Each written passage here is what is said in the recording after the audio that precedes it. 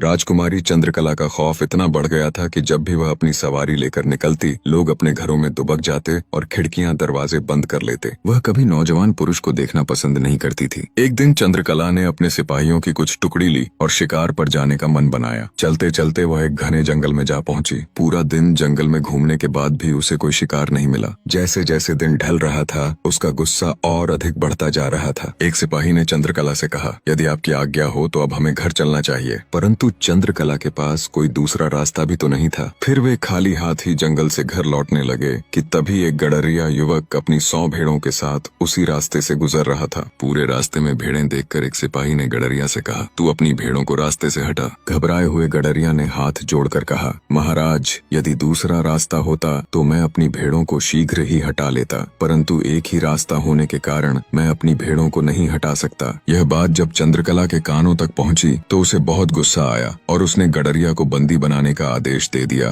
और कहा, इसे बंदी बना लो और ले जाकर कारागार में डाल दो और इसे ऐसी जगह रखो जहां यह सही से खड़ा भी ना हो पाए। इस पर सिपाहियों ने युवक को बंदी बना लिया और ले जाकर कारागार में डाल दिया। जब यह बात गडरिया की उस बूढ़ी माँ को पता चली, जिसके बुढ़ापे का सहारा मात्र उसका एक बेटा था, कि उसे भी बंदी बना दिया गया है, वह फूट फूट कर रोने लगी। उसे रोता देख गाँव की भीड़ इकट्ठी होने लगी, परंतु राजकुमारी चंद्रकला के खिलाफ कोई बोल भी नहीं सकता था। वहाँ पर खड़े सभी लोग कहने लगे, हो ना हो, तेरे बेटे की ही कुछ न कुछ गलती होगी। परंतु बूढ़ी माँ को पूरा विश्वास था कि उसका बेटा कोई भी गलती नहीं कर सकता। उसने गांव वालों की बातों को नजरअंदाज किया और चंद्रकला के महल में जा पहुंची। जब उसने चंद्रकला से यह बात कही, बेटी, तुम मेरे बेटे को छोड़ दो, उसकी कोई गलती नहीं है। यदि तुम चाहो तो उसकी जगह पर मुझे बंदी बना लो, पर मेरे बेटे को छोड़ दो। इतना सुनते ही राजकुमारी अत्यंत क्रोधित हुई और कहा, यदि तेरे बेटे की कोई गलती नहीं है तो इसका मतलब मेरी गलती है। मैंने उसको बिना किसी गलती के बंदी बना रखा है। अब तो यही ढिंढोरा पूरे नगर में पीट कर आई होगी, मेरे प्रति लोगों को भड़काया होगा। अब जब तू इतना कह रही है तो दंड की हकदार तो तू भी है। सिपाहियों, इसे ले जाओ और इसे तब तक कोड़े लगाओ जब तक यह अधमरी न हो जाए। परंतु उनमें से एक सिपाही समझदार था। उसे उस बूढ़ी महिला पर दया आ गई और उसने उसे मारना उचित नहीं समझा और चुपके से छोड़ दिया। वह तुरंत वहां से चल दी और कई दिनों के बाद वह राजा विक्रमादित्य के राज्य में जा पहुंची। जो भी उसके साथ बीती थी वह सब उसने राजा विक्रमादित्य के सामने कह सुनाई। विक्रमादित्य ने कहा, हे माता, आप चिंता न करें, आप यहीं मेरे अतिथि गृह में मेहमान बनकर रहें और मैं जा रहा हूँ आपके बेटे को लेने, और जब तक मैं उसे छुड़ा नहीं लूंगा तब तक मैं भी वापस नहीं आऊंगा। इतना कहकर विक्रमादित्य वहां से चल दिए और द्वार पर जाते ही एक दरबारी से कहा, जाओ जाकर अपनी राजकुमारी चंद्रकला से कह दो उससे मिलने राजा विक्रमादित्य आए हैं। दरबारी ने जैसे ही विक्रमादित्य का नाम सुना वह भागा और राजकुमारी से कहा,